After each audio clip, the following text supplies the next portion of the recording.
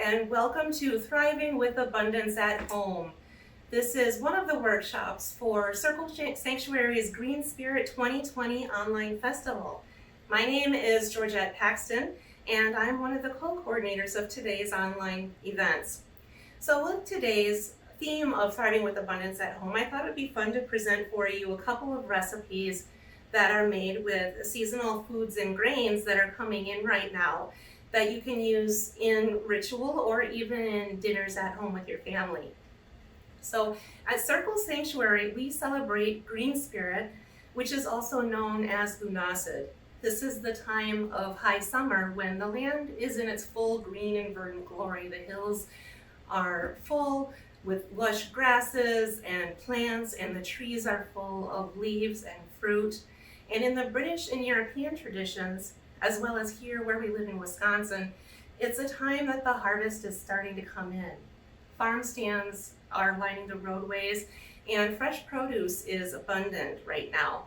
Farmers are also beginning to reap the grain harvests in their fields, wheat and corn and oats and more, and in Wisconsin, particularly corn.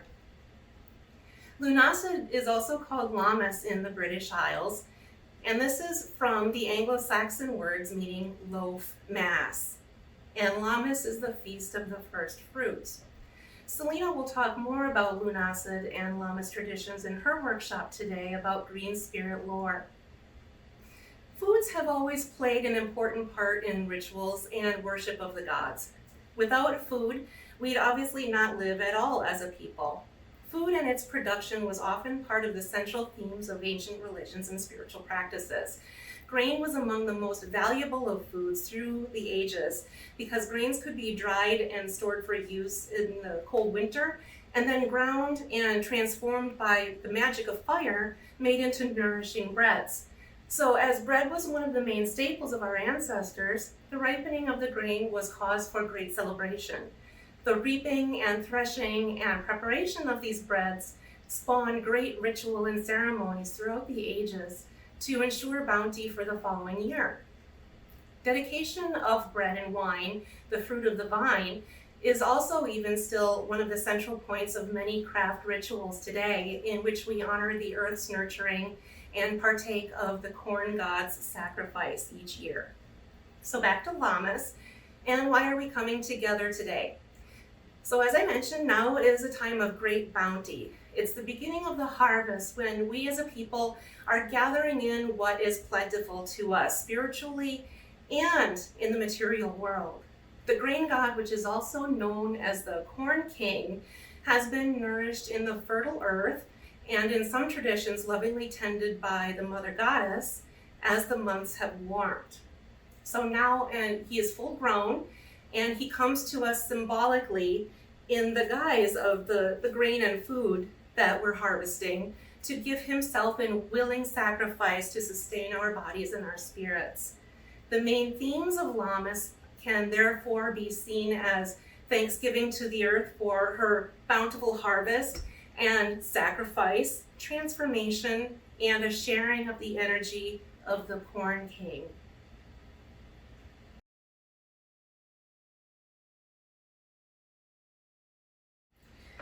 So let's get started with our first recipe today. The first bread I'll be making along with you is Lammas oatmeal bread. And this is a recipe I found in one of my favorite books that I've used for many years. This is called A Victorian Grimoire by Patricia Telesco, and I've had this since 1992 when it came out. I'm not sure if it's even still in print anymore, but I actually use this as a resource pretty frequently, even still today, after almost 30 years of spiritual practice. So let's get started. The recipe calls for a lot of things that you'll already have in your pantry. And in addition to just oatmeal and flour, it contains some fruit, like chopped apples and raisins, which can represent the fruit of the vine, which is abundant this year for Lunacid. So first of all, to get started, what I have done is put a cup of butter in a dish, that is 2 sticks of butter. A stick of butter is a half a cup a piece. And I've pre-softened the butter for about 30 seconds so it's easier to mix. You're going to want to soften it a little bit. In the microwave is fine, or just leaving it out on a warm countertop. Next, I will put in 1 cup of flour. This is a gluten-free flour. I use Bob's Red Mill 1-to-1 blend. You don't need to use gluten-free flour. You can use regular wheat flour. It's totally up to you. I'm just a gluten-free person, so that's what I have in my house here.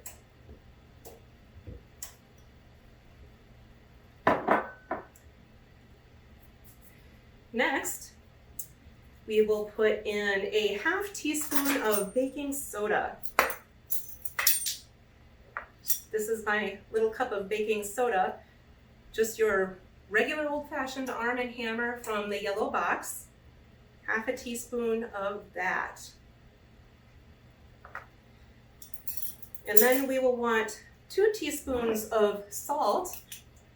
I have kosher salt. This is called a salt pig, where I keep my salt on the counter next to the stove while I'm cooking. It just keeps it really accessible, and the odd shape keeps the dust from settling on the top of the salt. So that's why it looks like this. So we're going to be using 2 teaspoons of salt.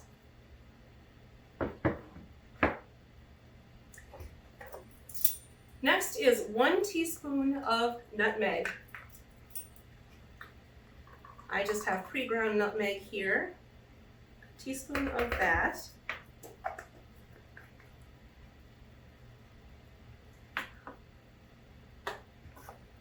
More spices. The next one is a teaspoon of ginger. This is going to be a very flavorful oatmeal bread.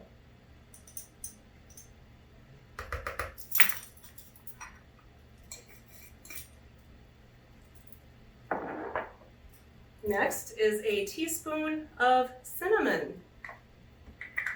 I love cinnamon.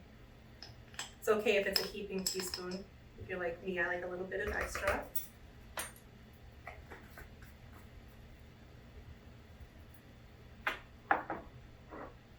Okay, and then we want a half a cup of brown sugar. I'm using light brown sugar.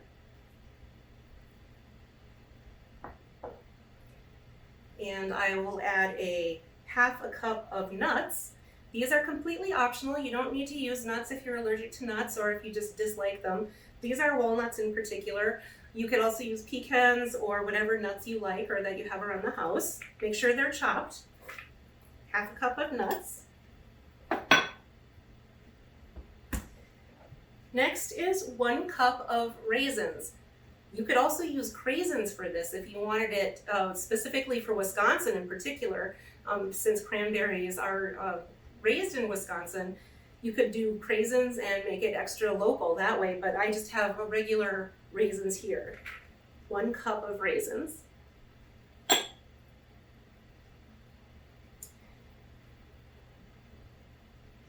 Next, we have the main fruit of this particular oatmeal bread. This is 3 chopped medium apples.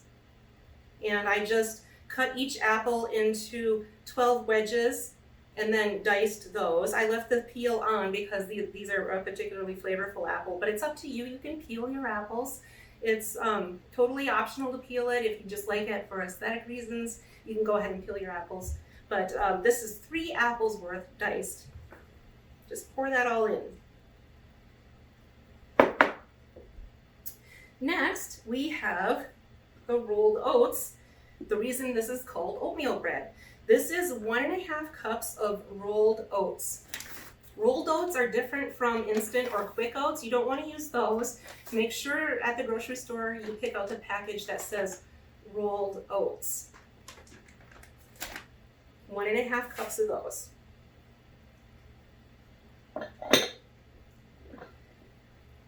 So next, we need an egg. Here I have 1 egg. We're just going to crack that in a little dish and lightly beat it so that it mixes up a little bit better. And you'll see that I'm just kind of dumping everything in a big bowl right now. It doesn't matter really what order you do it in. So put in 1 lightly beaten egg. And then the last thing is 1½ teaspoons of vanilla extract. If you like me, I always add a little bit of extra. So I'll use 2 teaspoons, but the recipe calls for 1½. You could also use orange extract if you prefer. Okay, so as you can see, it's just a big pile in a bowl right now. And what I'm going to do is just mix it all up until it's all thoroughly incorporated. It's easier with a hand mixer, or if you prefer to do this by hand with a big spoon, you can do that too. Whatever you like.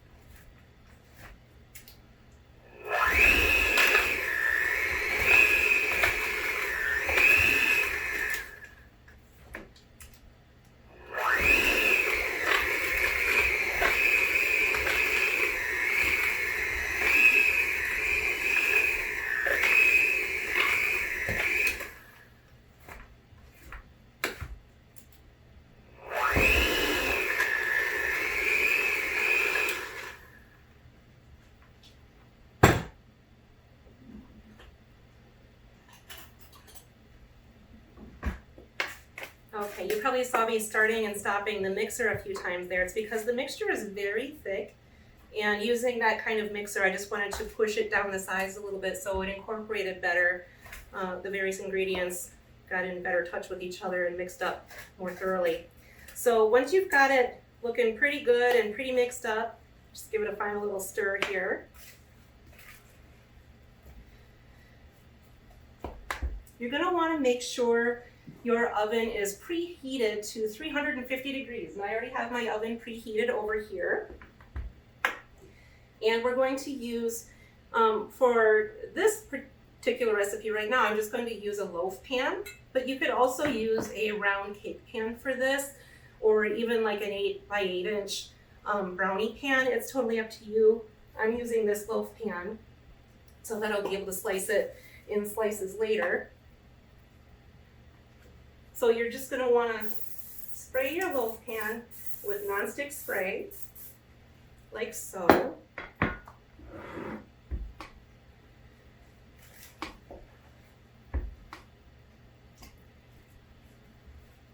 And put your mixture into the pan.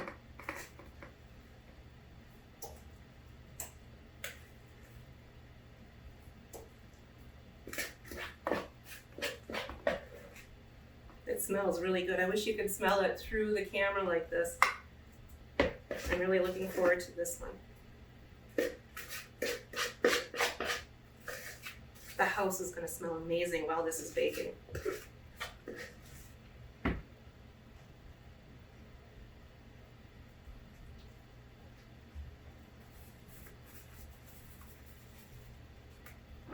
So just smooth out the top like this with the back of your spoon.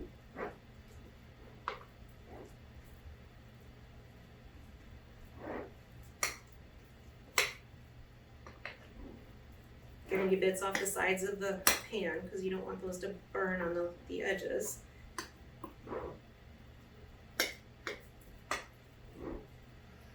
You can see all these wonderful fruits and nuts in here. This is going to just be excellent. I just know it.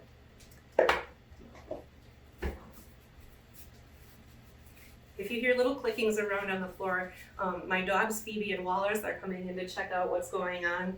There's a little curly white head you might see back here. That would be Phoebe.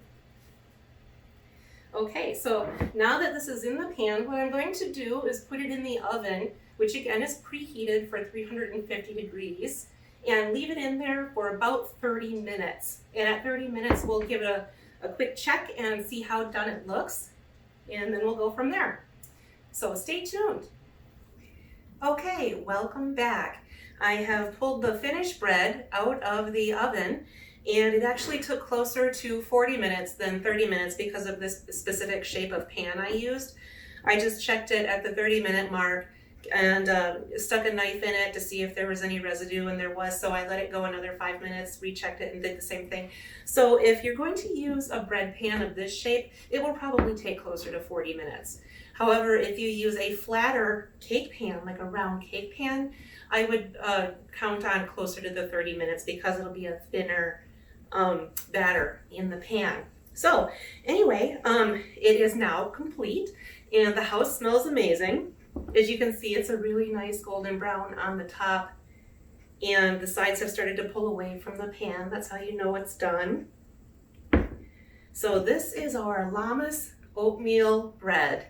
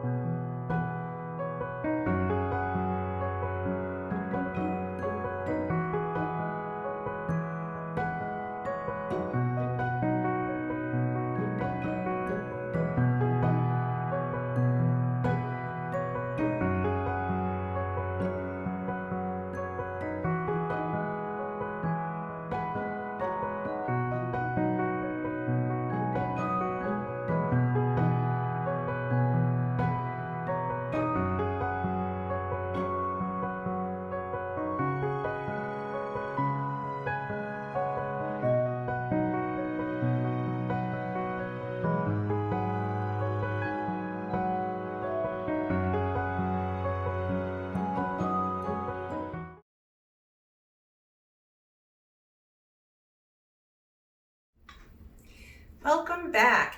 So now that we've made our Lammas oatmeal bread, we're going to go ahead and try out our Southern savory cornbread. Now this is a skillet cornbread made in a cast iron skillet. You could also use a regular glass pan if you preferred, but most of the charm of this cornbread actually comes from using the cast iron skillet. So watch me here to see how that's done. Okay, so cornbread you're probably familiar with. Pretty much every family has its favorite cornbread recipe, whether it's sweet or savory, whether it contains things like jalapenos or cheese or even corn kernels. Everybody's got their preference. I believe Northerners tend to prefer a sweeter version, and Southerners often prefer a more savory version. So this is a savory one, so I guess it qualifies as a Southern savory skillet cornbread. So let's get started. Okay, we have our big mixing bowl here, and make sure you have a whisk. You won't need an electric mixer for this because it's very easy to mix by hand. So to begin, we're going to put all of our dry ingredients in the bowl first, starting with 1.5 cups of yellow cornmeal. You could use white cornmeal if you prefer. I like the yellow cornmeal because I like the nice sunny yellow color, which is also nice and appropriate for Lunasad to represent the sun at this time of year.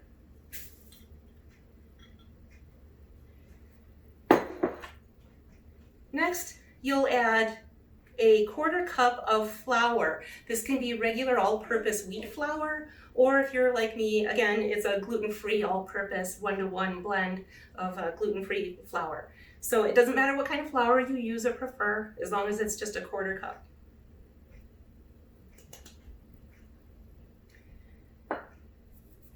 And then we use a teaspoon of baking soda. Again, this is the Arm & Hammer traditional from the yellow box of baking soda, sodium bicarbonate. And we also use baking powder in this, in addition to the baking soda. Baking powder is a different item than baking soda. It's actually composed of different chemicals, and it causes a different sort of chemical reaction in the batter. So you want a teaspoon of this as well. So you're using both baking soda and baking powder.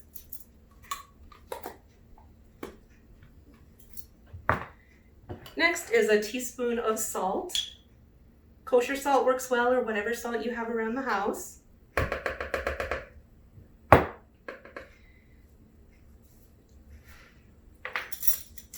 And then what we're going to do is add well, first, before I add anything else, we're going to want to mix up all the dry ingredients.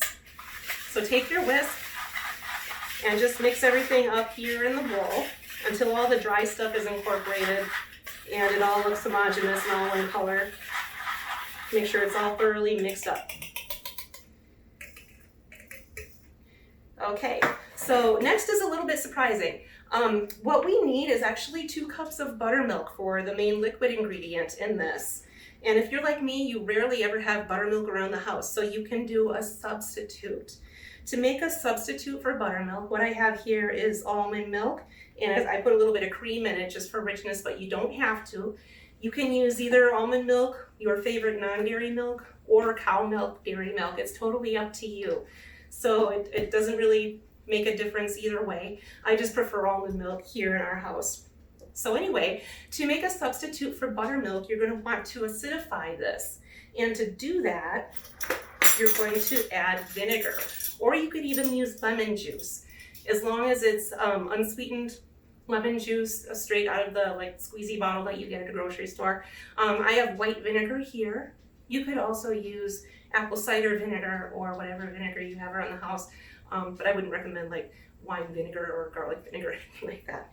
So anyway, with your 2 cups of milk, you're going to add 2 teaspoons of your acid, whether it's vinegar or lemon juice. Stir that around.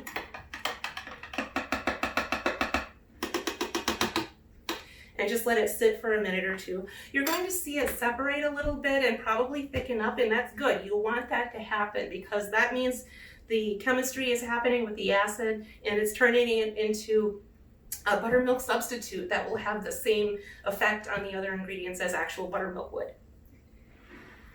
So set that aside for a second, and in the meantime, take 2 eggs and break them into a small bowl. I've already done that here. Lightly beat the 2 eggs.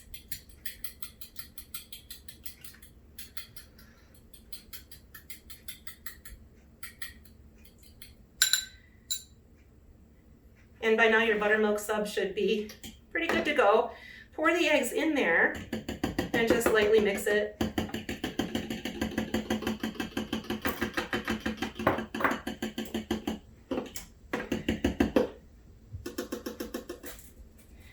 And then you take this measuring cup full of your dairy and eggs and you pour it into your dry ingredients. And now the last thing you're going to add is oil. I would often use melted butter for this, or if you prefer, you could even use melted bacon fat or lard. And if you hear whining now next to me, that's my dog Phoebe. She's wanting some of the goodness we're mixing up here. Anyway, so back to this, we're going to want to add a 1/4 cup of oil. I'm just using a neutral vegetable oil, but like I mentioned, you could also use melted butter or bacon fat if you wanted that extra flavor. And just put that in and mix it while you're pouring the oil.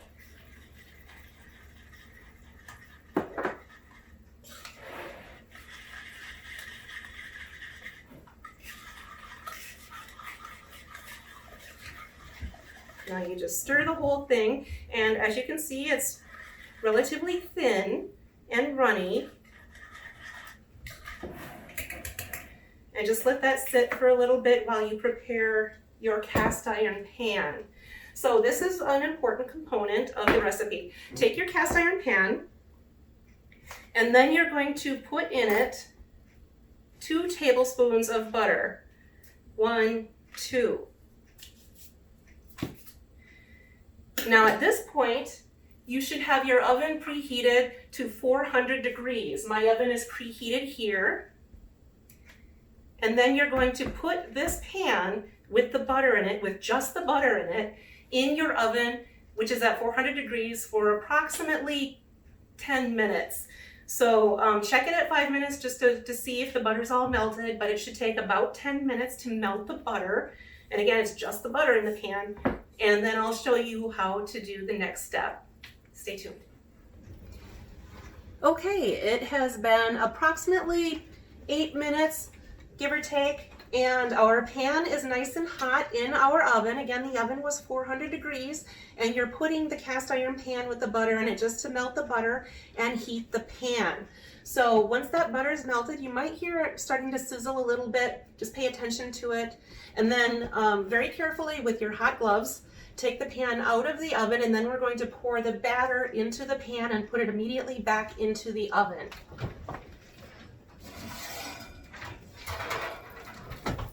As you can see, it's sizzling, and this is really nice.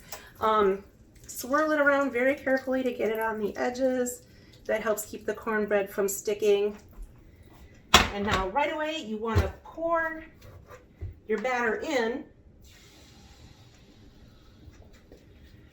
And it makes a really satisfying sizzle as you do that. You'll see the butter come up around the edges of the batter. And then put the pan immediately back into your 400 degree oven. And you're going to leave it in there for at least 20 to 25 minutes. So I'll be checking it at the 20-minute mark to see how done it is. And I'll let you know as soon as it is done, and I'll catch up with you as soon as it's out of the oven. Stay tuned. Okay, it has been a little over 20 minutes, about 22, 23 minutes, and the cornbread is out of the oven and finished.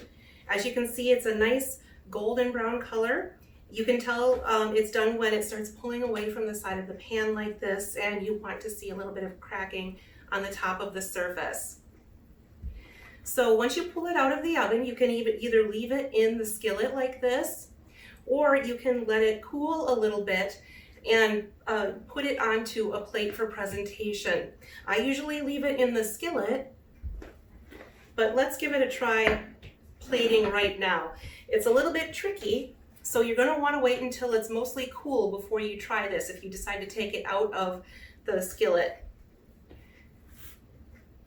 This has actually cooled a little bit. So what I'm going to do is very, very carefully, using hot gloves again because it's still warm, invert it onto my hand, quickly, and then onto a plate like that. And there we go. Southern skillet cornbread, savory version for you to use in ritual or your meal, and it represents the sacrifice of the Corn King for Lammas.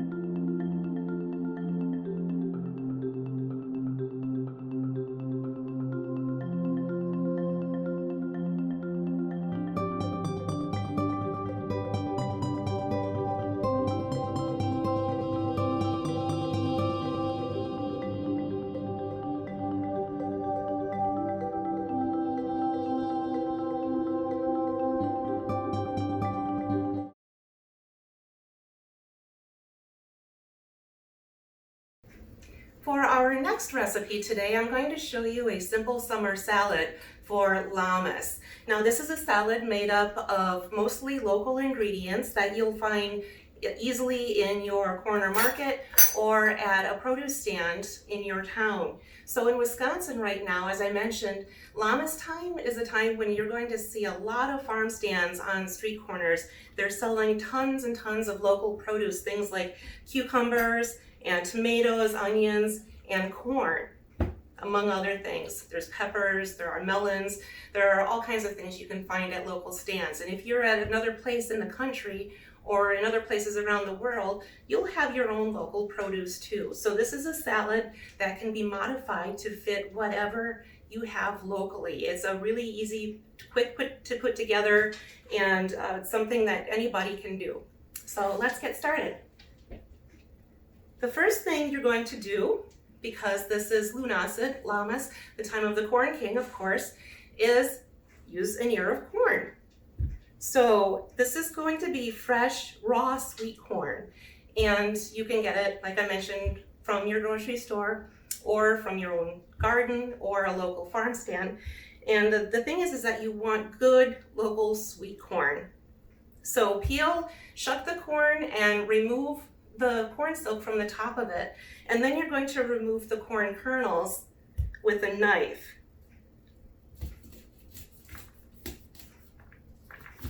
And you just do that by separating the kernels from the cob carefully by slicing down the length of the cob.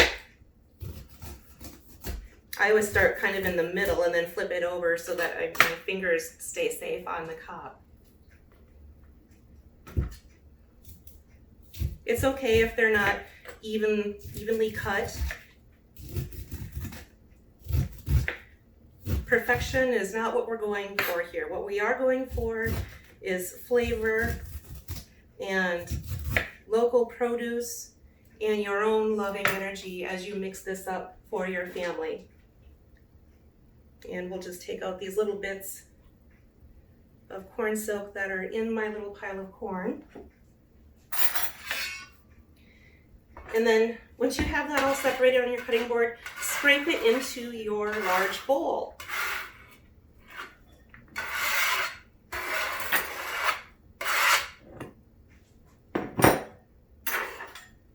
And I'm going to just try to clean up my corn as I go. Chopping corn can be a little bit of a messy job, as you can see. Sometimes it can kind of fly around the kitchen a little bit. So obviously you're going to have a big bowl to put all of your salad ingredients in, starting with the corn. The next thing we're going to do is use a pint of cherry tomatoes. And really small ones are nice. I like these little ones. They're called grape tomatoes, or you can use your own homegrown cherry tomatoes, or even dice up a normal tomato into small pieces. So with these cherry tomatoes, I'm going to slice these in half. And the reason we're doing that is so that they don't squirt in the person's mouth when they try to eat them. I don't know if you've ever tried to eat a cherry tomato that's whole in a salad, but sometimes it kind of squirts out the side of your mouth, and it can be a little embarrassing. So anyway, cut all of your cherry tomatoes. This might take a few minutes here.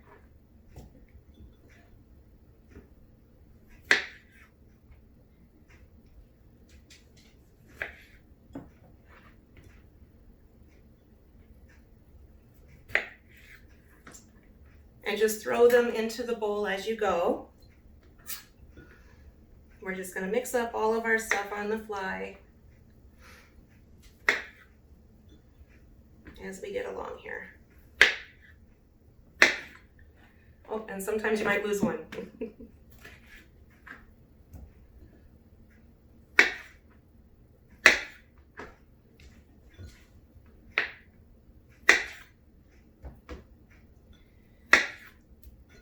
My dogs are at my feet right now. You could probably hear them clicking around on the kitchen floor, and they're just waiting for me to drop something. So my little assistants are helping me to keep things tidy as I mix up my salad here. And they were just fed dinner, so thankfully they're not starving. Otherwise you would probably hear them vocalizing as well. All right, that's the entire pint of cherry tomatoes. The next thing we're going to do is use a medium-sized cucumber. So this is just your regular English cucumber. You could also use whatever kind of cucumber you get from your market. And depending on your preference, you can either peel it or leave the skin on. This is a particularly gnarly looking cucumber. Well, not gnarly, but because it's got a thicker skin on it, I'm just going to peel this one really carefully using my knife. Or if you have a peeler at your house, go ahead and use your vegetable peeler for that. And you don't need to worry about perfection. Again, if there's little pieces of skin still on there, that's okay. I actually usually don't peel my cucumbers for my personal salads.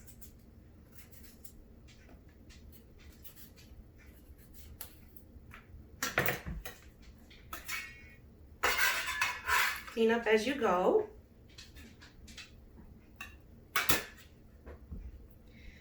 And then you're going to want to quarter the cucumber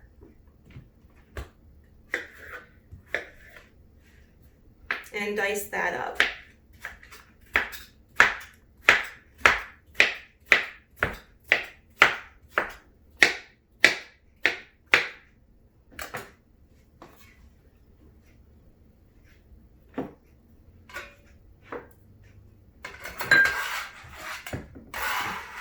And then throw that in your big bowl with your tomatoes and corn.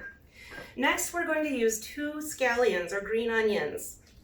These are in season here in Wisconsin. So just pick out 2 relatively nice looking ones. Remove any dried out leaves that you don't want.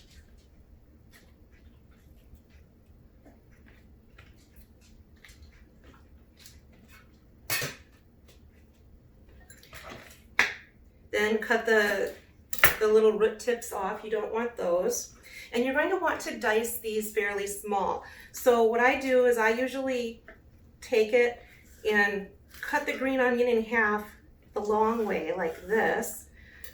And that makes for smaller pieces. Then you can just cut them in half so that it's quicker to dice like that. Stack them all up. And then dice your green onion pretty small.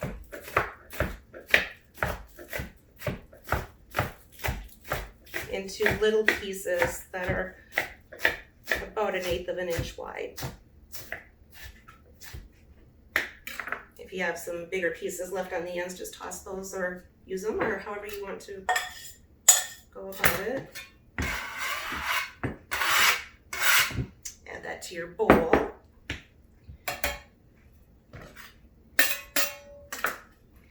And next we're going to use avocado and then lime.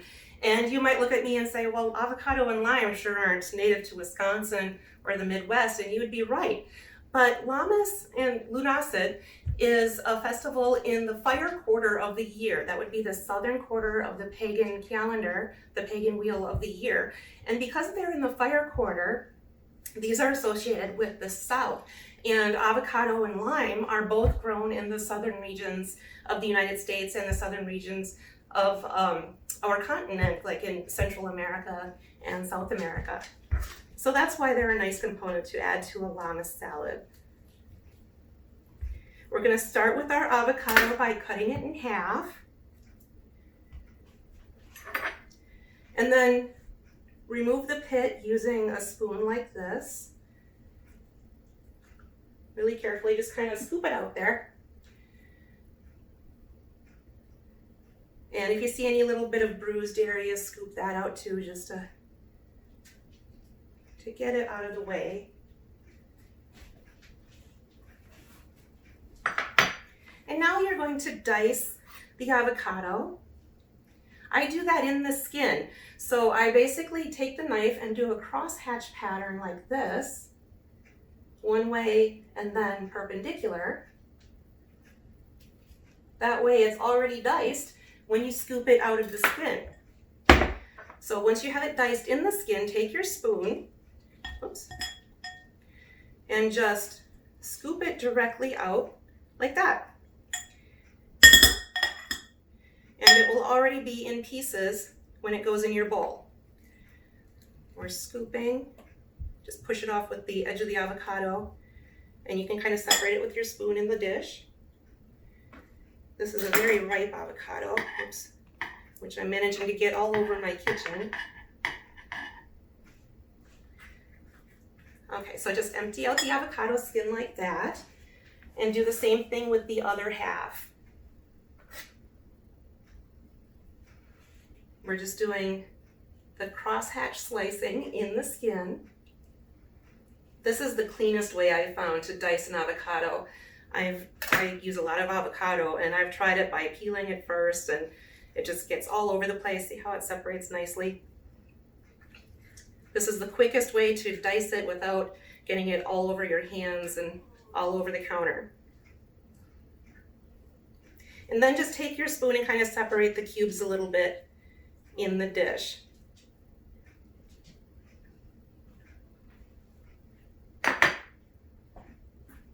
Next, we're going to go for our lime. Just your standard everyday green lime. Another southern component of our dish. And we want 2 tablespoons of lime juice. So I've just cut the lime in half across the middle like this. And you can use the back of a wooden spoon. I have a lime juicer here. Or you could just squeeze it by hand. And we're going to want 2 tablespoons of lime juice. So I ream it while I'm squeezing this way to get all the juice out of the skin.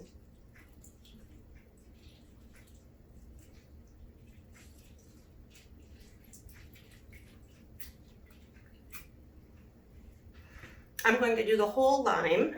And if we have any extra juice, that's okay, because I like to use it later in drinks or save it for another salad tomorrow.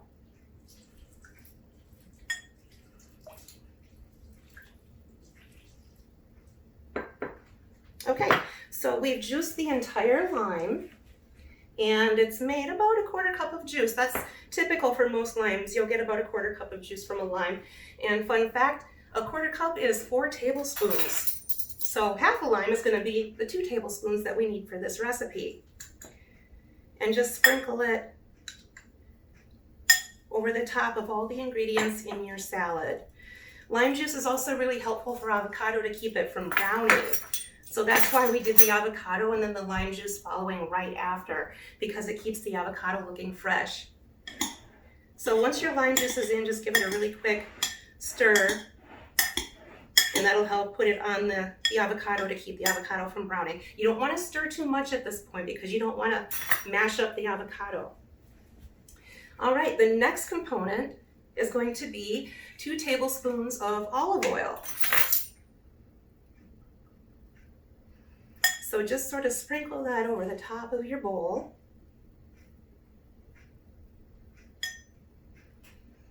Like so.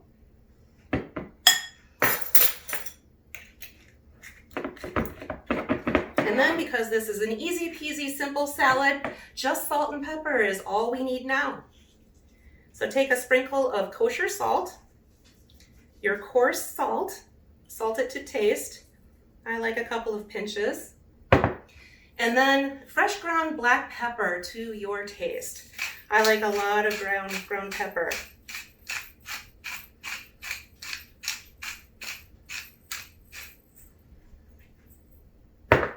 And then once your oil and salt and pepper are added, just really gently mix it up again with your spoon. Toss your ingredients together. Again, don't mash up the avocado too much. Just make sure it's nice and blended. Now, if you like, you could also add some sweet pepper to this, green pepper or red or orange sweet pepper. I like those mini peppers that you can find at Costco and that sort of thing. I would often add a little bit of peppers to this. You could also, if you wanted to make it more of a meal salad, add shrimp. So it's almost a sort of ceviche. But this is the basic recipe for a Lammas simple summer salad. And here we are. As you can see, it's really beautifully green. There are all kinds of tasty, delicious things in there. And the lime juice and olive oil really kick up the flavors of all of this fresh produce. And now that I have this mixed up, I can bring it to my favorite summertime pagan festival, or serve it to my family for a dinner, or just save it for my own use. Or if you're like my husband and I in a group we belonged to, we used to have a cakes and ale session in the middle of rituals that often turned into a sort of meal. And we would have things like this along with our bread and wine in rituals. So it's up to you.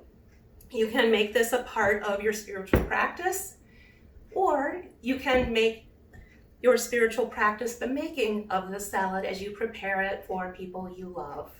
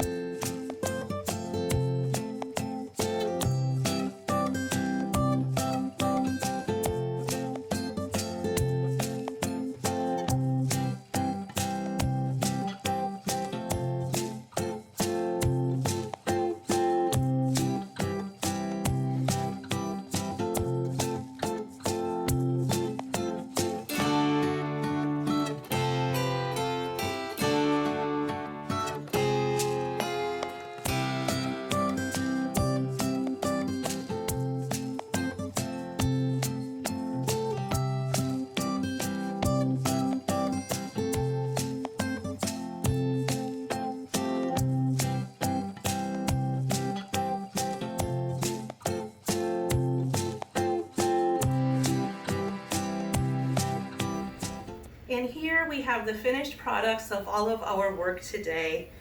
It's, as you can see, a really good spread, a bountiful number of things that we can share with friends and family in ritual or just in mealtime as we remember the Lunacid season.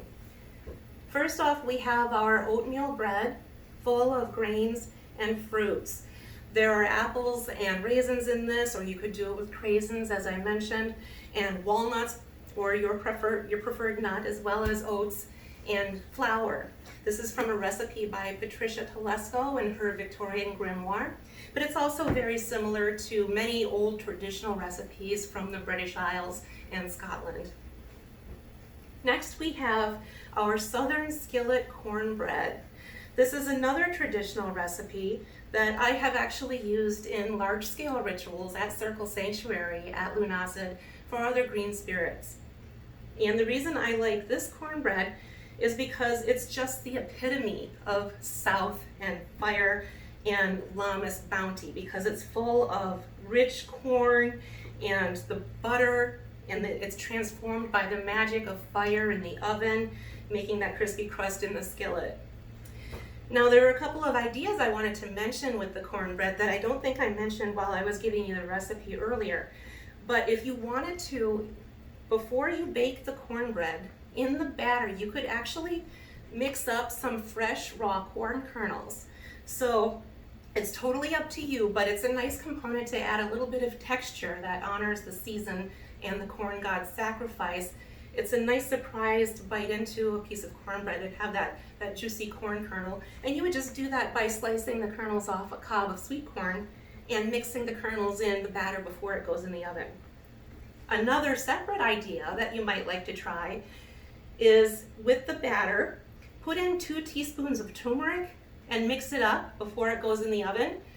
And you'll find that turmeric turns a nice deep orange color in the oven as it bakes because of a chemical reaction with the baking soda. So that's what I've done here. I've made another piece of cornbread with the same recipe, with the only difference being that there's turmeric in it. And as you can see, it turns this nice contrasting color if you would like to present it in ritual like this with 2 different shades. And it's just a nice reminder of the sun and the wheel of the year portion that we're in right now. If you're in ritual, you may not want to use honey. It's a little bit sticky, but this cornbread is actually excellent with honey on it for meal times or for a family celebration.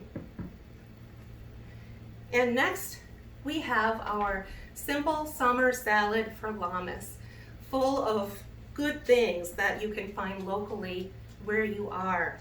Because this is thriving with abundance at home, this is full of things that you can find in Wisconsin right now, where I am, at corn stands and produce stands on the corners held by our local farmers. There are, in this particular bowl, there are tomatoes and cucumbers, onions, avocado, and lime, which aren't local, but as I explained, are really honoring the southern fire aspect of our portion of the Wheel of the Year right now.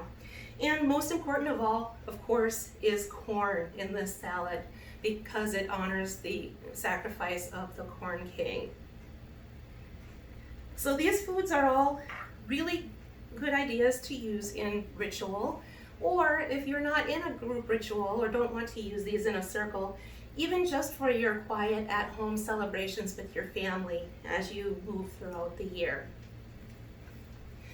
Our lives are full of prosperity, not just in physical wealth, but that in this season we have enough. We're prosperous. As a people, we're fed by the earth, and it's manifest in the grain and produce that we have access to, and we feed each other. Though in our modern time, we don't often harvest our own foods, this does not negate any of this time of Thanksgiving and sharing, not only of physical subsistence, but of knowledge and spiritual growth. With the passing days, remember the warmth and bounty of summer in the food you consume, and remember that nothing in the universe is constant. We are ever turning like a wheel. Recall these things as you break bread together at home and with your families. May you all be fully nourished in heart and body this Lammas. And thank you for sharing your time with me today. Hoof and horn, all that dies shall be reborn. Corn and grain, all that falls shall rise again. Hoof and horn, all that dies shall be reborn. Corn and grain, all that falls shall rise again.